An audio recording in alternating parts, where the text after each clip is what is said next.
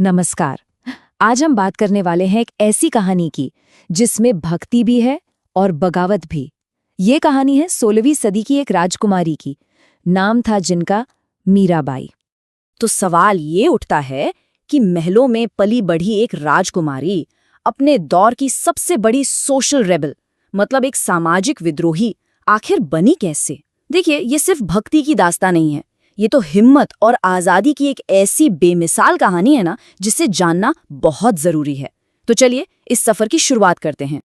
अब मीराबाई की कहानी की शुरुआत होती है ना, वो उनके बचपन के एक बहुत ही छोटे से लेकिन बहुत ही अहम पल से होती है। एक ऐसा पल जिसने उनकी पूरी जिंदगी की दिशा ही तय कर दी। तो हुआ यूं कि एक दिन छोटी सी मीरा अपने दादा के पास खड़ी थी और उनके सामने से गुजर रही थी एक बारात। अब घोड़े पर बैठे दूल्हे को देखकर उन्होंने बड़ी ही मासूमियत से अपने दादा से पूछ लिया, दादाजी, मेरा दूल्हे कौन होगा? अब देखिए, दादाजी ने तो शायद प्यार से बच्ची का मन रखने के लिए पास में रखी कृष्ण की एक मूर्ति की तरफ इशारा करके कह दिया, लेकिन नन्ही मीरा के लिए ये कोई मजाक नहीं था। उन्होंने इसे एक पवित्र वचन मान लिया और बस उसी पल उन्होंने अपना सब कुछ कृष्ण को सौंप दिया। खैर, जब मीराबाई बड़ी हुईं तो उनकी शादी हुई मेवाड़ के राजघराने में, और यहीं से उनकी भक्ति और उनकी दुनियावी जिंदगी के बीच एक बड़े ही अनोखे रिश्ते की शुरुआत होती है। उनके जो पति थे भोजराज, वो वाकई एक बेहद समझदार और सुलझे हुए इंसान थे। हुआ ये कि जब उनके दोस्तों ने उन्हें छेड़ा कि भाई तुम्हारी पत्नी तो तुमसे ज्यादा कृष्ण से प्रेम करती है, तो भोजराज का जो जवाब था ना, वो सुनने वाला था। वो मुस्कुरा कर बोले, ये तो मेरे लिए गर्व की बात है कि मोहब्बत के मैदान में मेरा मुकाबला सीधा भगवान कृष्ण से है। और सोचो, अगर मैं हार भी गया तो हारूंगा भी किससे? खुद भगवान से। लेकिन भोजराज की मृत्यु के बाद मीराबाई की जिंदगी ने एक ऐसा मोड़ लिया जिसने सब कुछ बदल कर रख दिया। उनकी जो निजी आस्था थी वो अब खुलेआम बगावत बन चुकी थी।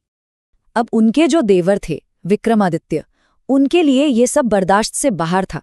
उन्होंने मीरा पर राजघराने की परंपराएं तोड़ने के एक नहीं कई इल्जाम लगाए, जैसे कि पति की मृत्यु के बाद सती होने से साफ इनकार कर देना, महल की चार दीवारी को लांघ कर आम लोगों के साथ भजन कीर्तन करना, और तो और संत रैदास जी को अपना गुरु मान लेना, जिन्हें उस वक्त का समाज नीची जाति का मानता था।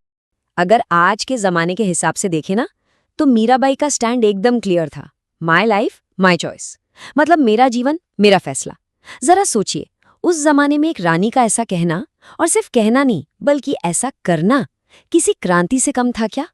उन्होंने तो एक ही झटके में समाज के बनाए कई बंधनों को तोड़कर रख दिया था।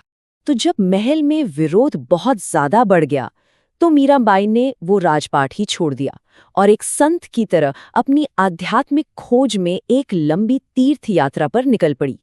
इसी यात्रा के दौरान वो वृंदावन पहुंची। वहां वो उस समय के एक बहुत बड़े संत रूप गोस्वामी से मिलना चाहती थीं, लेकिन गोस्वामी जी ने मिलने से साफ इनकार कर दिया।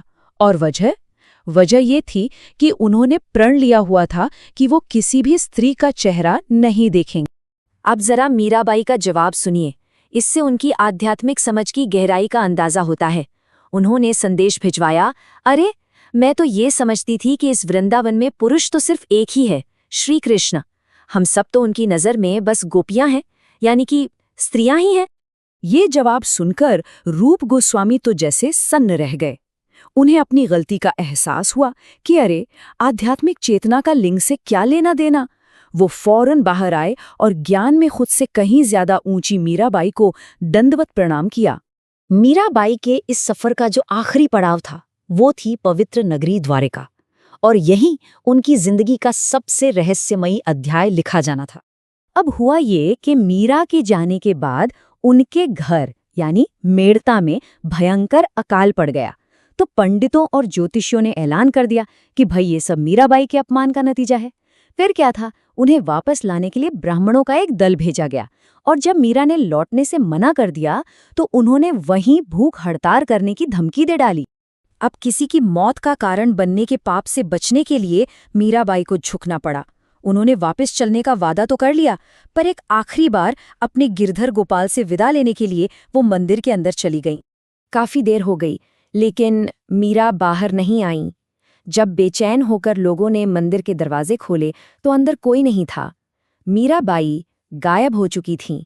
कहा जाता है, लोक कथाओं में ऐसा जिक्र है कि मीराबाई अपने प्यारे कृष्ण की मूर्ति में हमेशा हमेशा के लिए विलीन हो गईं और उनके इस दिव्य मिलन का सिर्फ एक ही सबूत पीछे रह गया था, उनकी चुनरी जो कृष्ण की मूर्ति से लिपटी हुई मिली।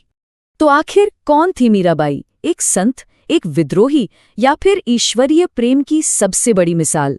शायद उनकी असली विरासत कोई एक जवाब नहीं है, बल्कि यही सवाल है जो सदियों बाद आज भी हम सबको सोचने पर मजबूर करता है।